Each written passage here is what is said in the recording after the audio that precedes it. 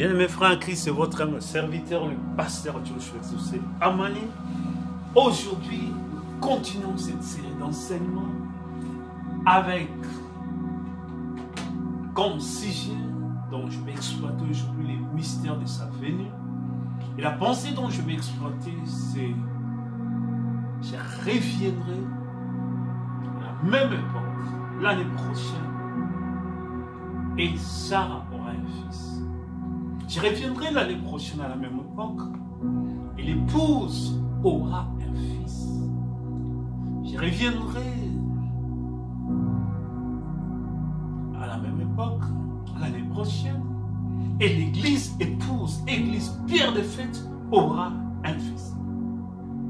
Et là, je suis dans la pensée dont je vais exploiter ici, c'est dans Genèse chapitre 18, là où nous voyons Abraham et Sarah, il reçoit Elohim, ça veut dire que Elohim est venu visiter Abraham et Sarah et toute la famille d'Abraham, ça veut dire que ses serviteurs qui est au nombre de 318 qui sont nés chez lui dans sa maison.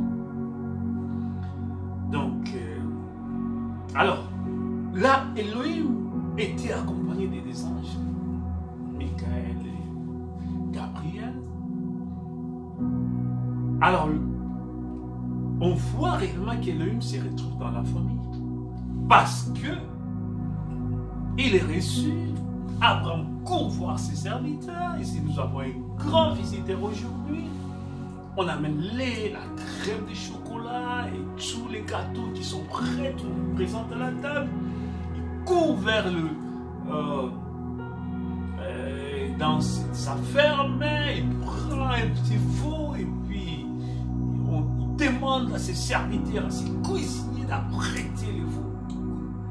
Et une fois que la nourriture était prête, on est venu présenter la nourriture à Elohim. Et Sarah de son côté avait apprêté les gâteaux et tout ça. Donc ici nous voyons Elohim dans sa famille. Il se retrouve dans la famille. Il va manger, après il dira je reviendrai l'année prochaine et Sarah aura un fils. Parlant de cette promesse, c'est de là où nous allons entrer profondément parce que Genèse 18 vient s'accomplir dans Apocalypse chapitre 12. Parce qu'en ces temps de la fin, nous avons un prophète, le prophète William Marion Branham, qui nous a ouvert les yeux, qui a révélé la Bible, qui a expliqué la Bible, qui a interprété la Bible, parce qu'il était dit dans la parole de Dieu que va Daniel, car ce livre sera tenu secrète, et au temps de la fin, le livre sera ouvert. Il y avait une promesse qui a été faite depuis les livres de Daniel chapitre 12, que le livre qui est, ça dit, le livre, une fois que le livre sera complet, ça veut dire que la Bible aura tous ces livres, tous les prophètes et toutes les visions et toutes les prophéties seront écrites. Alors, tous les livres seront un mystère. Jusqu'à ce qu'au jour de la voix du septième ange, car au jour de la voix du septième ange, le septième ange vient interpréter les mystères. Tous les mystères de la Bible, tout ce qui était codé, tout ce qui était parabolique dans la Bible, ont été interprétés, ont été libellés par la révélation, par la voix de septième ange. Alors je vais lire un peu là dans Daniel chapitre 12, en ces temps-là, c'est les vers Michael, le grand chef, le défenseur des enfants de son peuple, et ce sera une époque de détresse, celle qui n'a point eu de semblable depuis que les nations existaient jusqu'à cette époque, en ces temps-là, c'est de ton peuple qui seront retrouvés, inscrits dans les livres et seront sauvés. Je vais sauter un peu. Toi, Daniel, tiens secret ces paroles et scelle les livres jusqu'au temps de la fin. Plusieurs alors les liront et la connaissance augmentera. Toi, Daniel, c'est pas que Daniel devait prendre la Bible parce que Daniel avait un temps, un espace de temps auquel il devait vivre et partir. Et la Bible devait continuer. Il est venu à trouver la Bible. Il a fait une partie. Dès qu'il a terminé sa course, il est parti et la Bible a continué à se compléter. Donc, c'était que le Saint-Esprit, l'interprétation exacte de cette le Saint-Esprit allait garder les livres, sceller les livres, jusqu'au temps de la fin. Et au temps de la fin, les mystères des livres seront révélés. Ça veut dire que Dieu va envoyer un prophète comme Daniel qui aura le ministère d'interpréter les livres et l'interprétation des livres. Alors Daniel vous dit, et moi j'ai regardé et voici deux autres hommes, l'un descend du bord du fleuve et l'autre là du bord du fleuve. Je vais encore sauter. Et parce que Daniel avait posé la question, quand sera la fin de ces choses? On dit que... Alors j'entends, mais je n'ai compris rien. J'ai dit, mais Seigneur, quelle sera l'issue de ces choses? Il dit, va Daniel, car ces paroles seront tenues secrètes. Tu vois, maintenant il explique ça. Ces paroles seront tenues secrètes. Quand on a dit, va Daniel, ces paroles, garde ces paroles secrètes, ça ne voulait pas dire que c'est Daniel, non. Ça voulait dire que va Daniel, ces paroles, ces livres, c'est livre qui est la Bible. Le mot Bible qui veut dire livre sera tenu secrète et scellé jusqu'au temps de la fin. Et plusieurs seront purifiés, blanchis, épurés, parce qu'au temps de la fin, le livre sera ouvert. Il y a un ministère qui va venir sur la terre et ce ministère va interpréter la Bible. Il va interpréter toutes les paroles, les paraboles bibliques de la Bible. Il va interpréter tous les mystères de la Bible. Et en ces temps-là, ceux qui vont lire la parole de Dieu, qui vont bénéficier de cette interprétation de la parole de Dieu qui est la lumière, seront blanchis, épurés, purifiés. Et ce sont ceux-là qui participeront aux promesses de Dieu, à la gloire de Dieu. Donc après l'ouverture des sceaux, aujourd'hui, après avoir écouté, parce qu'Apocalypse chapitre 8 et Apocalypse chapitre 10, pardon, confirme après Genèse 18, et l'accomplissement de Genèse 18, après chapitre 10, dit clairement, aujourd'hui cette écriture est accomplie. Ça veut dire qu'après Genèse 18, le verset 4, en descendant, là où Elohim m'a dit que je reviendrai, aujourd'hui cette écriture est accomplie. Donc après l'ouverture des sceaux, après avoir Elohim, après avoir rencontré dans Malachie 4, dans Apocalypse chapitre 10, le septième sceau aujourd'hui c'est une manifestation, une démonstration. Ce n'est pas seulement uniquement une doctrine, mais une manifestation, une démonstration.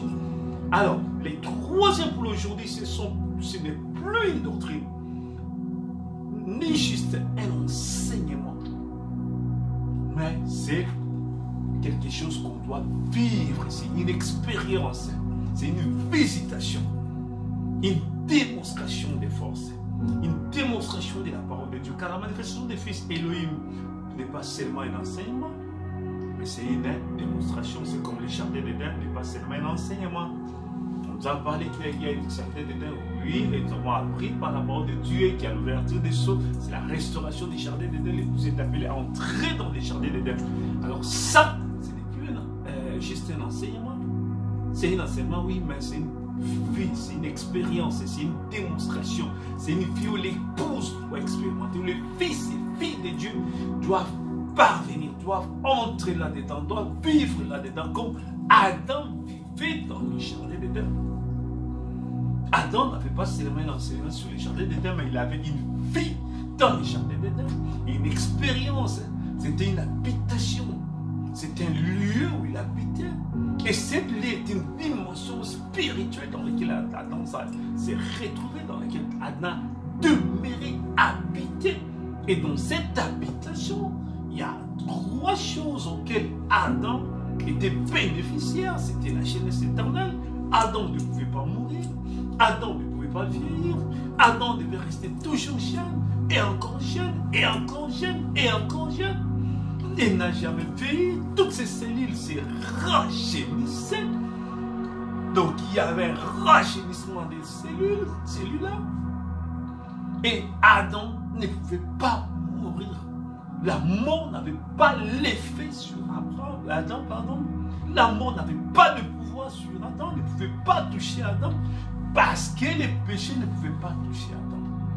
Adam était dans une atmosphère spirituelle qui était la nuée, comme je l'ai expliqué dans beaucoup de mes prédications. Et cette atmosphère spirituelle gardait Adam du péché.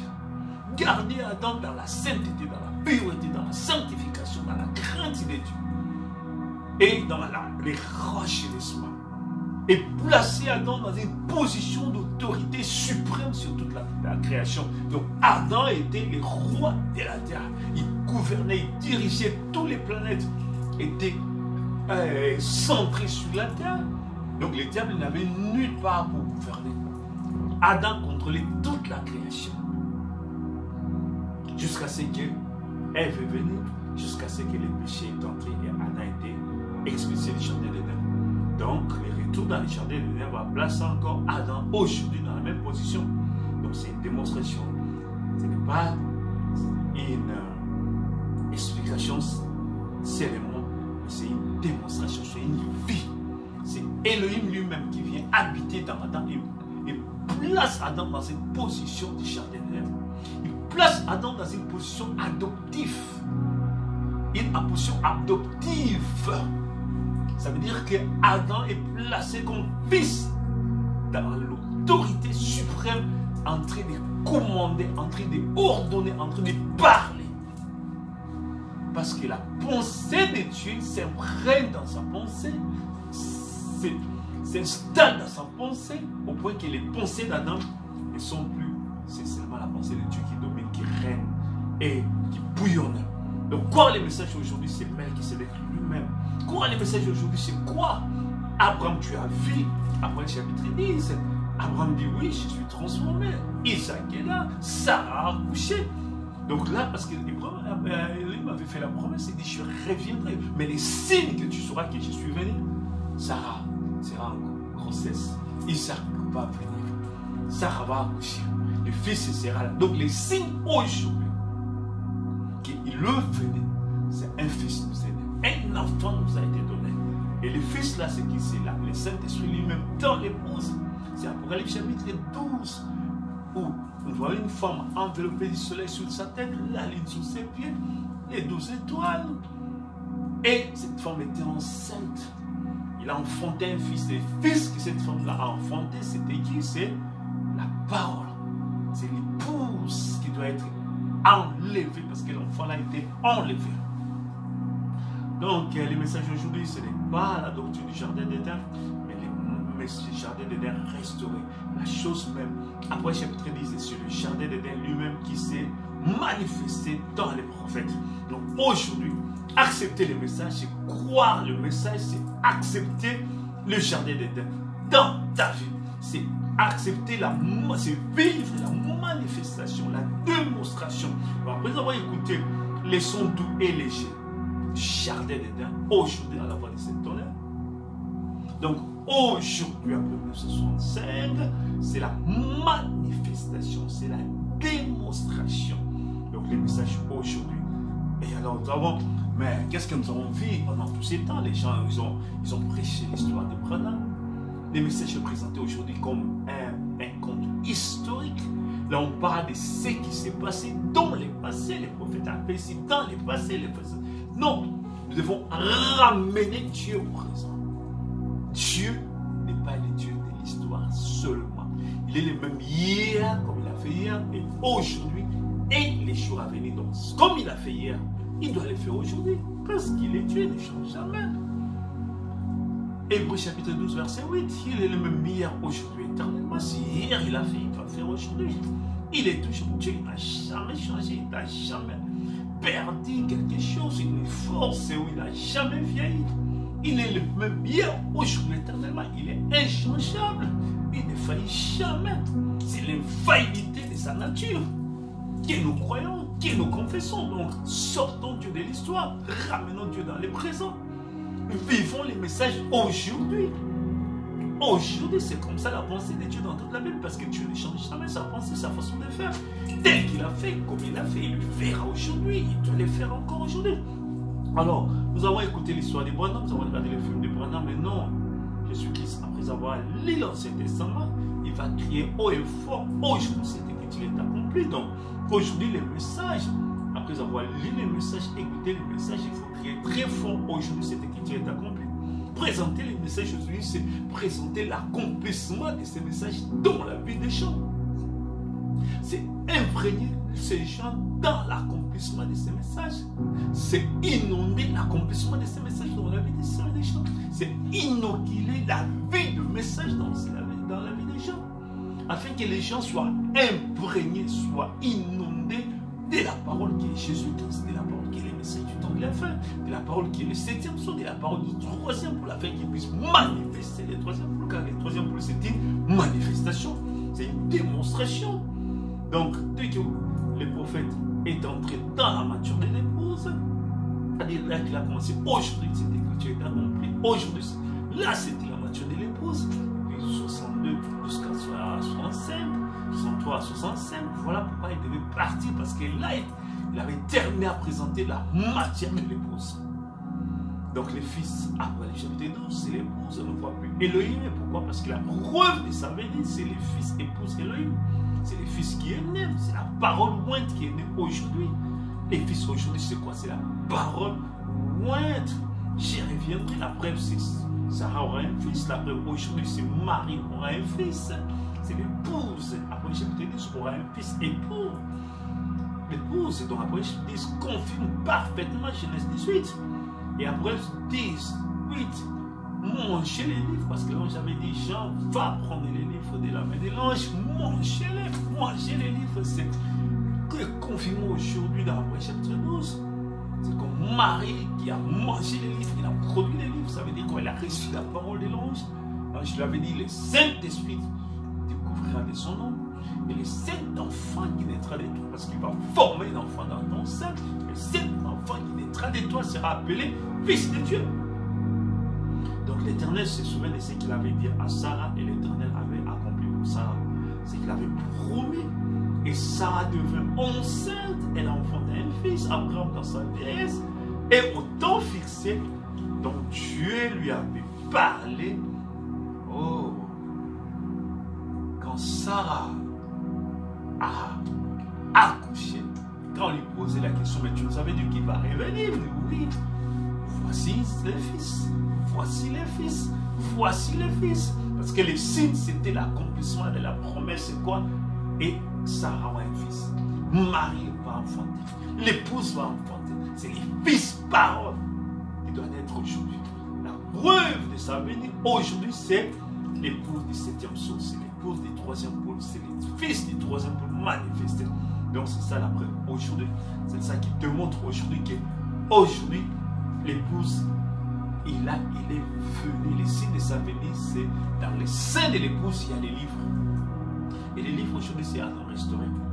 Donc après, le ce qui est l'accomplissement de Genèse 18, quand je reviendrai, Sarah aura un fils.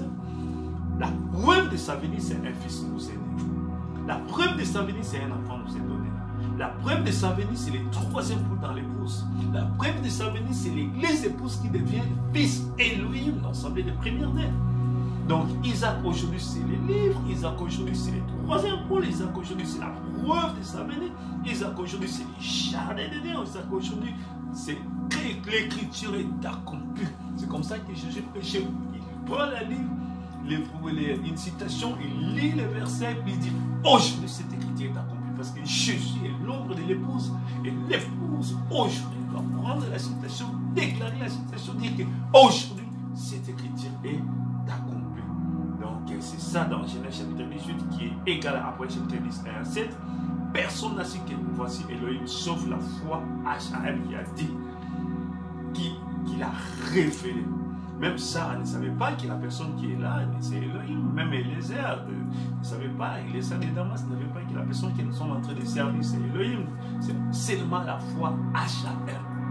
H.A.M. lui-même qui a vu, qui a su par la foi. Et celle-ci, c'est Elohim lui-même qui vient nous visiter. C'est une visite familiale d'Elohim. Donc, Malachie 4, comme Eliezer de Damas n'a pas vu. Mais Malachie 4, comme H.A.M. celle qui a vu. Après, je dis c'est le prophète William Branham et H.A.M. Donc, de 1963 jusqu'à son année, il est parti, il a fait 3 ans. Et puis, de 1909 à 1970, c'est Eliezer de Damas. Parce que quand il dit que l'année prochaine, Sarah est sortie dans la même Donc je vais voir ça sortir en train de dire, il va venir, il va venir, il va venir. L'avenir, c'est la réaction des assemblées aujourd'hui. Parce que pour moi, aujourd'hui, Sarah, ce sont les églises qui croient, les églises de la foi, HAM, qui croyaient Abraham, mais qui doutaient d'Élohim. Donc, qui croyaient Abraham, mais qui doutaient d'Élohim. Parce qu'Élohim a fait la promesse et ils ont douté. Et voilà pourquoi ils ont juste la promesse, ça veut dire Cana. Tout ce qu'ils ont comme pays, c'est Cana. Ils ne sont pas rentrés jusqu'au jardin d'Éden. Pourquoi? Parce qu'ils ont douté la promesse.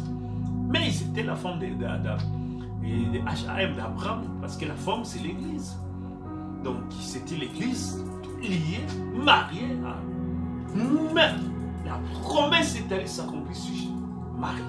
Parce que la promesse c'était Jésus-Christ, c'était la venue. Quand on demande à Marie, mais il est venu, oui. Mais voici enceinte. Voici l'enfant de Jésus.